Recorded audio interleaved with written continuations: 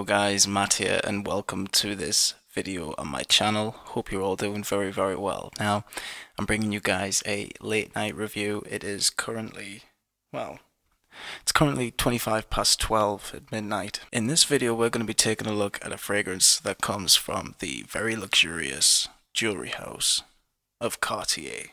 And the fragrance that we're going to take a look at is Santos. Now, this fragrance was originally released in 1981 and it was created by the perfumer known as Daniel Moliere, who has created fragrances such as Insensé by Givenchy in 1993, and most recently he's also created quite a few fragrances from the niche house of Diptyque. I think that's how it's pronounced. Forgive me if I've pronounced it wrong. So this fragrance was originally named after a Brazilian aviator named Alberto Santos-Dumont, who was, of course, a pilot.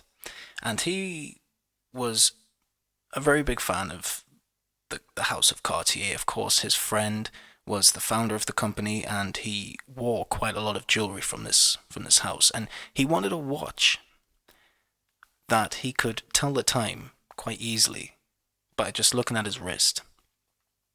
That he could mainly just while he was flying during long-haul flights. He wanted to be able to check the time, but also look at this really elegant watch on his wrist. That's the type of guy that Alberto was. He was a very elegant person who had a lot of good taste. So Louis Cartier thought, right, I'll make him a watch. And that watch is still made by the House of Cartier to this day. So you know, the fragrance has a really cool backstory to it. I don't think the fragrance itself may match the person who the fragrance is named after, but it's nice that, you know, we have a fragrance who is actually named after someone from a point in history. Now that we've got the introduction out of the way, let's get to the next point of the review, which of course is the bottle and the first impression of the scent. Here we go. Now, of course, I will show a separate video so that you guys can see the bottle in a bit of a, you know, you guys can see it from better angles and whatnot. So the bottle for this, as you can see, is very beautiful. It's a solid, strong glass bottle, which is quite heavy. And of course, I just love the built-in sprayer for this bottle. Bottle designs may vary on what batch you have of this fragrance. This bottle I own is from 6 years ago. I actually got this from House of Fraser, which is a department store here in the UK. And I actually got it on discount. It's actually not really an expensive fragrance anyway. I think if you get this fragrance at its usual price, I think it's about £60 here in the UK. So it's not like completely like ridiculous like niche prices, but it is a decent enough price for what this is. I mean, Cartier, they are very luxurious, but they never release fragrances that are really too expensive that you cannot afford. You know, they're easily affordable basically. And you're getting really high quality scents, basically, as well. Now, the original bottle design looked like this. I'll put it on the screen so that you guys can see it. Looks awesome, doesn't it? Just the whole writing on the front and how old-fashioned it looks. I just love it. This version, it's okay. Now, the initial smell for Santos, right? If you are in your 20s and you're a guy like me, and you walk into a fragrance department store and you're looking for a fragrance, and you stumble across this.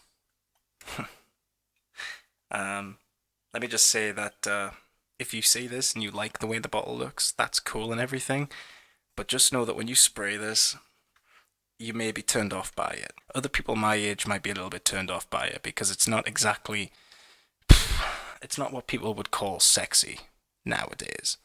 It does open with this old-fashioned blend. I think it just depends on how you wear it, who wears it, and how you pull the fragrance off, really. But the smell itself, once it actually dries down, it's really nice. It's actually an amazing, long-lasting fragrance that, you know, I just cannot believe people don't really talk about this nowadays.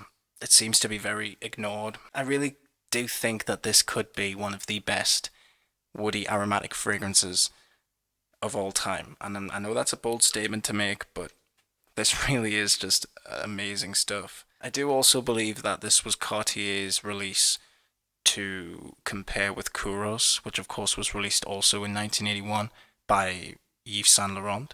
But that one was, of course, ever since its release, really, it's always been a very popular fragrance.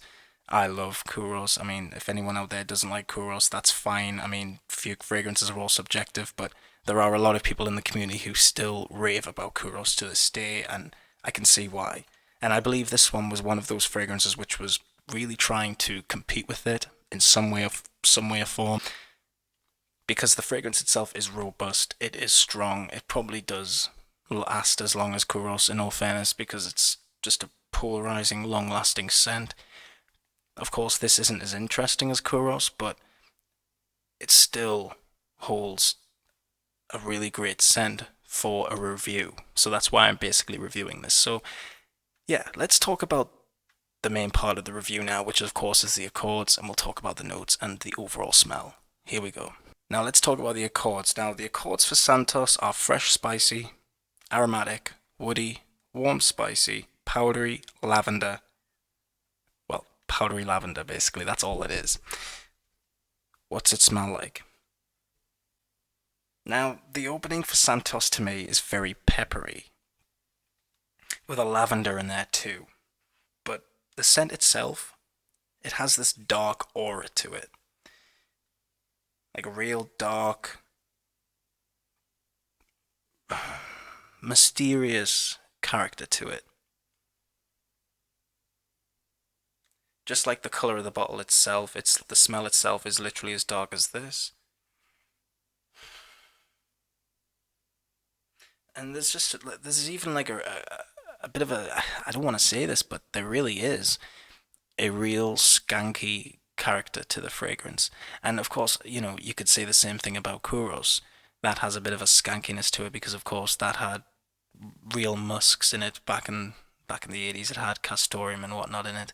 So that had a bit of a, that skankiness to it. This of course has castoreum in it too, but for some reason Fragrantica likes to call it coconut these days. I don't know why that is, but castoreum is what is in the base for this, and you do get that skankiness, that real animalic, just musk type of smell. It doesn't smell like urine or anything usually. Musks can really give off a urine vibe.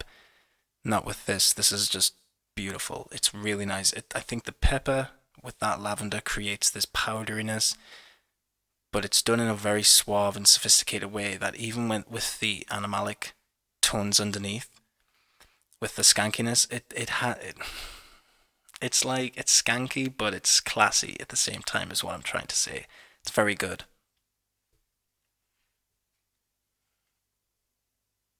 But I'm not just saying the skankiness is coming from, of course, the animalic notes in here, but I'm guessing it's coming from a mixture of all sorts of the notes that are in here, like the cloves, which are very strong in here also.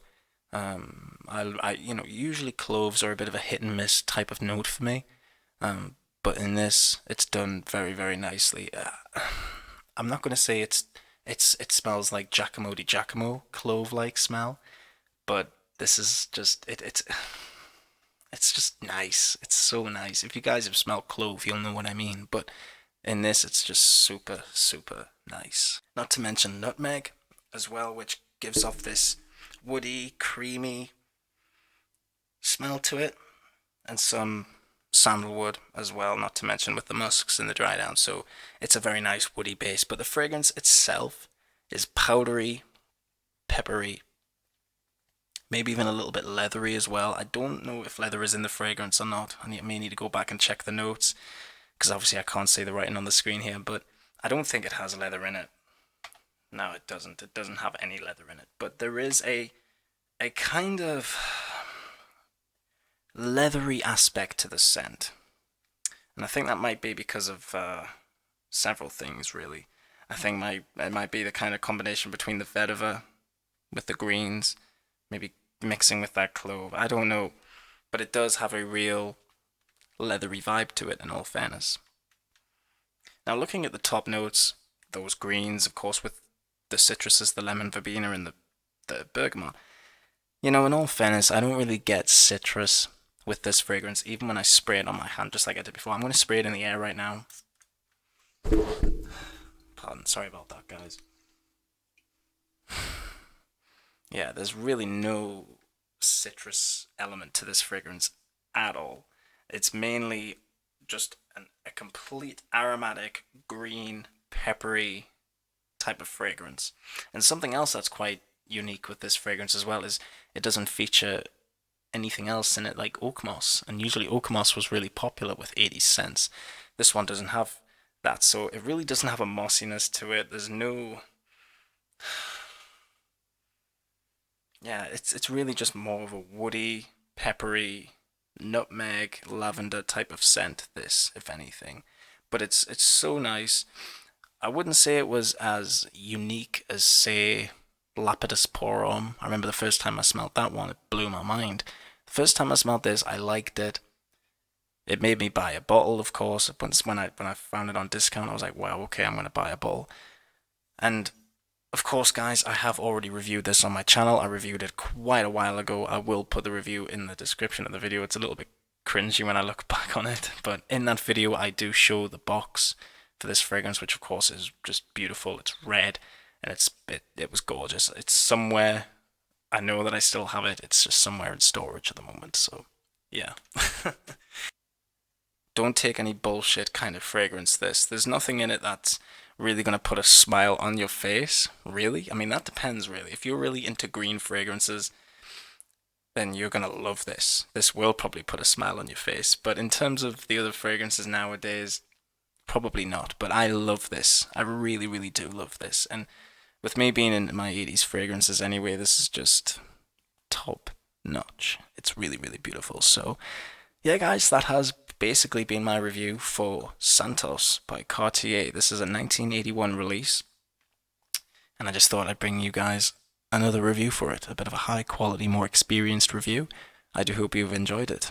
Thank you so much for watching. Keep smelling good, and I will see you all in the next video. I will be doing videos more daily on the channel, so just stay tuned, guys. And hopefully you guys will get a notification. I've heard some people haven't been getting notifications recently, but yeah, if you get the notification, awesome. Looking forward to it, guys. I'll see you all in the next few videos. Bye bye for now.